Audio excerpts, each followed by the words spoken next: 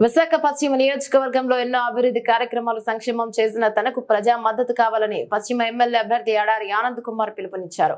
పిలిస్తే పలికే వ్యక్తినని, కష్టసుఖాలు ఒక కుటుంబం సభ్యునిగా ఉంటానన్నారు.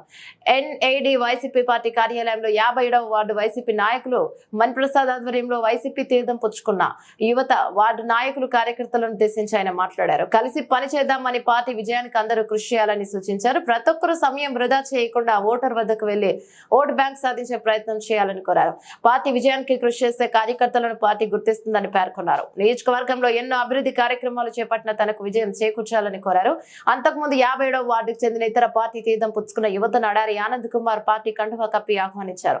పార్టీ కోసం కష్టపడి పనిచేయాలని విజ్ఞప్తి చేశారు. కార్యక్రమంలో పలువురు నేతలు, కార్యకర్తలు పాల్గొన్నారు. భారీ ఎత్తున జాయినింగ్స్ జరిగాయి. మరి మణిప్రసాద్ అని జనసేన నుంచి కంటెస్ట్ చేసిన కార్పొరేటర్ క్యాండిడేట్, ఆయన ఆధ్వర్యంలో ఈరోజు యూత్ అందరూ కూడా ఈరోజు జాయిన్ అవ్వడం జరిగింది. 50 మంది పైనే ఉంటారు. వీళ్ళందరూ కూడా ఏంటంటే దీనిలో కొత్త న్యూ ఓటర్స్ కూడా ఉన్నారు.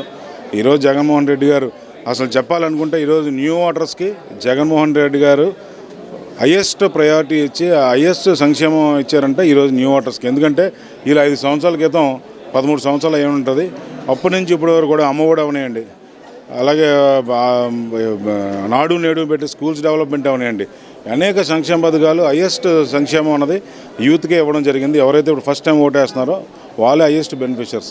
సో వీళ్ళందరూ కూడా తప్పకుండా జగన్మోహన్ రెడ్డి గారికి ఓటేస్తారు, జగన్మోహన్ రెడ్డి గారిని గెలిపించుకుంటారని నేను భావిస్తున్నాను. అలాగే అందుకనే ఈరోజు యూత్ అందరూ కూడా 57 వార్డు నుంచి అందరూ జాయిన్ అవ్వడం జరిగింది.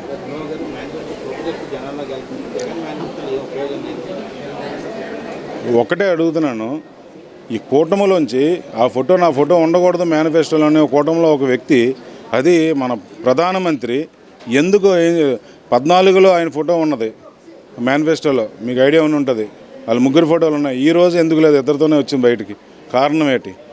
ఈరోజు 14లో బూటకమే అది. అదేవిధంగా అసలు ఈరోజు ఆ మేనిఫెస్టో చూస్తే ఈరోజు ఫస్ట్ క్లాస్ సెకండ్ క్లాస్ చదివినోడు అయినా ఎవడైనా చెప్తాడు, ఏరే బాబు అది బూతురా బాబు అని, అది మేనిఫెస్టో అవ్వదు అని. ఈరోజు వియత్నాం అయిపోతుంది, శ్రీలంక అయిపోతుందని రకరకాలుగా చెప్పిన వ్యక్తి ఈ సంక్షేమ పథకాలు ఇస్తూ ఉంటే, కొత్తగా పెట్టిన మేనిఫెస్టో అయితే జగన్మోహన్ రెడ్డి గారు ఇచ్చారు నవరత్నాలు, ఈ కొత్తగా పెట్టిన దాని మీద 4 ఇంతలు 5 ఇంతలు ఆర్థిక భారం రాష్ట్రం మీద పడుతుంది. ఈరోజు అప్పుడు రాష్ట్రం ఏమవుతుంది? అది సాధ్యం కాదన్నప్పుడు ఇది ఎలా సాధ్యం అవుతుంది? ఇవన్నీ 14 సంవత్సరాల క్రితం నుంచి ముఖ్యమంత్రి చేసి ఎక్స్పీరియన్స్ ఉన్నాడు, ఎన్నాళ్ళు ఎందుకు పెట్టలేకపోయాడు? ఈయన చూసి కాపీ కొట్టి పెట్టడం ఏంటి? ఇవన్నీ ప్రజలు నమ్మరు. ఎట్టి పరిస్థితుల్లో ప్రజలు జగన్మోహన్ రెడ్డి గారికి ఓటేస్తారు.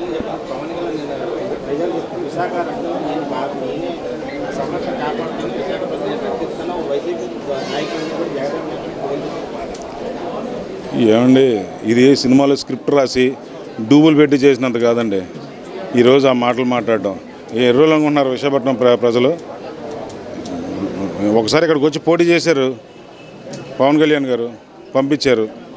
ఇప్పుడు ఒకటి పవన్ కళ్యాణ్ గారు గుర్తుంచుకోవాల్సింది ఏంటంటే, ఈ ప్రాంతాన్ని అభివృద్ధి చేస్తానని చెప్పాలి, ఆ విధంగా మాట్లాడాలి. కానీ ఈమె తొక్క తీసేస్తాను, తోలు తీసేస్తానంటే ఎవ్వరు కూడా మీరు గాజులు దొడుక్కొని లేరు.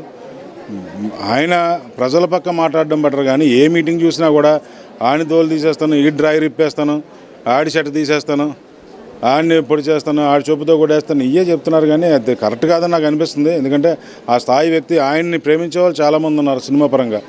ఆ ప్రేమించే వ్యక్తులు నేను ఒకరిని. సినిమా పరంగా నేను చాలా పవన్ కళ్యాణ్ మూవీస్ ఏది మిస్ అవ్వను, నేను చాలా ఇంట్రెస్టింగ్గా చూస్తాను నేను. కానీ మరి ఇటువంటి వ్యాఖ్యలు మటుకు అది కరెక్ట్ కాదని నా భావన. అది ఆయన మార్చుకుంటే నిజంగా ఆయన స్థాయి ఇంకా చాలా ఎక్కువగా పెరుగుతుంది.